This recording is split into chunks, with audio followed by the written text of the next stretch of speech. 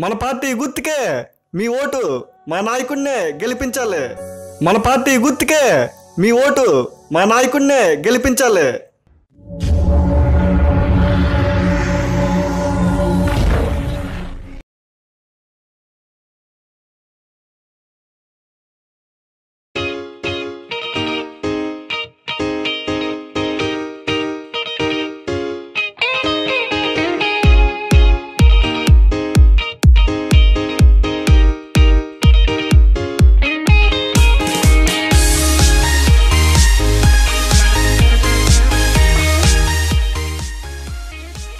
ఏంటి బుజ్జన్న బయట అంత పెద్ద పండగ జరుగుతుంటే తీరిగ్గా కూర్చుని పేపర్ చదువుకుంటున్నా? ఏం పండగరా? ఇంకేం పండగ అన్నా? ఎలక్షన్ పండగ. ఎలక్షన్ పండగ? అదెలా అయిందిరా? మరీ అంత అమాయకంగా అడుగుతావేంటన్నా? ఇప్పుడు పండగ అంటే కొత్త బట్టలు కొనుక్కుంటామా, పిండి వంటలు తింటామా, 4 చోట్లకి వెళ్తామా? ఇది అంతే. క్యాన్వర్సింగ్ అంటూ 10 మంది కార్యకర్తలతో తిరుగుతాం, మా నాయకుడు ఇచ్చే పలావ్ ప్యాకెట్లు తింటాం, 4 చోట్ల ప్రచారానికి వెళ్తాం. పండగ కాకపోతే ఇంకేటన్నా? పైగా పండగకి మన సొంత డబ్బులు ఖర్చు పెట్టుకోవాలి, కానీ ఈ ఎలక్షన్ పండగకి మా నాయకుడే డబ్బులు ఖర్చు పెడతాడు. కాకపోతే ఏంటంటే మామూలు పండగ సంవత్సరానికి ఒకసారి వస్తుంది, ఇది 5 ఏళ్ళకి ఒకసారి వస్తుంది, అంతే తేడా అన్నా. అంటే మీ నాయకులు డబ్బులు ఖర్చు పెడుతున్నారు కాబట్టి జై జైలు కొడుతున్నారన్నమాట. అన్నా ఇప్పుడున్న రోజుల్లో గుళ్ళో దేవుని దర్శనం చేసుకోవాలన్నా డబ్బులు ఎట్టి టికెట్ కొనాలన్నా. అలాంటిది డబ్బులు ఇవ్వకుండా ఎవరన్నా జైలు కొట్టేది? పైగా ఈసారి మా నాయకుడు అవసరమైతే ఓటుకి 1000 రూపాయలు అంతకన్నా ఎక్కువనే ఇస్తాడన్నా. తప్పకుండా గెలుస్తాడు చూడన్నా మా నాయకుడు. అంటే నీ ఓటు నోటుకు అమ్ముకుంటున్నావు అన్నమాట. ఊరుకో అన్నా, ఇంకా ఈ రోజుల్లో నీతి నిజాయితీ ఎక్కడున్నాయి? నోటుకు కాకపోతే కులానికో మతానికో చూసి గుద్దే రోజులు ఇవి. ఓటుకు నోటు అని పెద్ద పెద్ద మాటలు ఎందుకన్నా? ఇంతకుముందు జనం చదువు లేకో, ఓటు మీద అవగాహన లేకో మందుబాట్లకి పలా ప్యాకెట్లకి అమ్ముడుపోయేవర్రా. కానీ మీలా చదువుకున్న వాళ్ళు కూడా ఆధార్లోనే పోతే దేశం ఎటుపోతుందిరా? ఈ రంగుల కాగితం వెనకాల లోకం పరిగెడుతున్న ఈ రోజుల్లో చదువుదేముందన్నా, డబ్బున్నవాడు ఏం చెప్తే అదే కరెక్ట్. అన్నీ తెలిసి నువ్వే ఓటును నోటికి అమ్ముకుపోయావన్నమాట.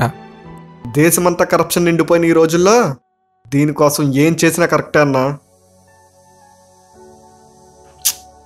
సరే, ఇప్పుడు మనిషికి 18 సంవత్సరాలకి ఓటు హక్కు ఇచ్చింది మన దేశం.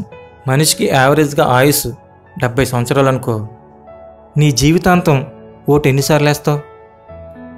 70లోంచి 18 తీసేస్తే 52. ఎలక్షన్ 5 ఏళ్ళకు ఒకసారి కాబట్టి మొత్తం మీద 10 సార్లు ఓటేస్తావు.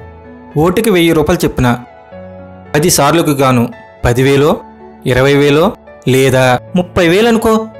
అంటే దేశం నీకు ఇచ్చిన ఓటు అనే ఆయుధాన్ని 30,000కి అమ్మేస్తున్నావు అన్నమాట. బాగుందిరా నీ లెక్క. అన్నా ఎరా ఫీల్ అయ్యావా? సరే, ఇంకో లెక్క చెప్తాను. మొన్న కమలగాడి కారు ఇవ్వడానికి హైదరాబాద్ వెళ్ళావు కదా, ఖర్చు ఎంత అయిందిరా? అదా, మొన్న కమలగడ కారు ఎక్కడ ఉండిపోతానే వాడికి అర్జెంటుగా కారు కావాలన్నాడు. ఆఫీస్లో లీవ్ దొరకలేదు, నన్ను తీసుకురమ్మన్నాడు. కారులో పెట్రోల్కి, టోల్ గేట్లకి, భోజనాలకి, మళ్ళీ నాకు రిటర్న్ బస్ టికెట్, ఇంచుమించు అంతా కలిపి ఓ 10,000 అయి ఉంటుందన్నా. ఎలాగో వెళ్ళాం కదా అని చెప్పేసి మొత్తం హైదరాబాద్ అంతా ఆడ అకౌంట్లోనే రౌండ్ వేసాను. ఖర్చు ఎవరు పెట్టుకున్నారా? పని ఆడదు కదన్నా, మొత్తం ఖర్చు అంతా ఆడే పెట్టుకున్నాడు. అంటే ఇంటి దగ్గర బయలుదేరినప్పటి నుండి తిరిగి వచ్చే వరకు ఎంత ఖర్చు అయిందో మొత్తం ఆడి దగ్గరే వసూలు చేసావన్నమాట. అంటే నీ జేబులోంచి 1 రూపాయి కూడా తీయలేదన్నమాట. పైగా హైదరాబాద్ మొత్తం ఫ్రీగా తిరిగి వచ్చావు. అంటే అవసరం వాడిది కదన్నా. మీ నాయకుడు కూడా అంతే. నీకు ఖర్చు పెట్టిన ప్రతి రూపాయి మన దగ్గర నుంచే వసూలు చేస్తాడు.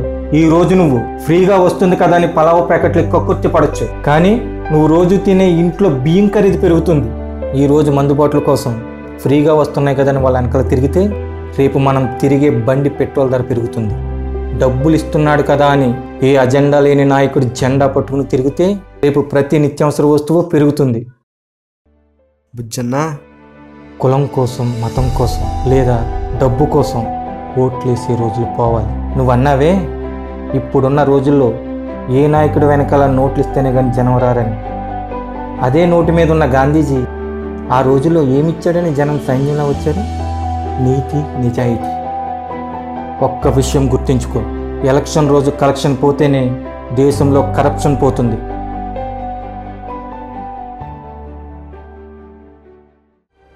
ఎక్కడికి వెంకి వెళ్తున్నావు?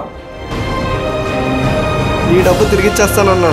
నేను ఈ రోజు లంచం తీసుకుని ఓటేస్తే రేపు దేశంలో ఏ అవినీతి జరిగినా దాని గురించి మాట్లాడే నైతిక హక్కును కూడా నేను కోల్పోతానన్నా. నా ఓటు అమ్మకానికి కాదన్నా, నమ్మకానికి. దేశం మనకిచ్చిన ఓటు అనే ఆయుధాన్ని నోటు అనే అవసరం కోసం అమ్ముకోవద్దు.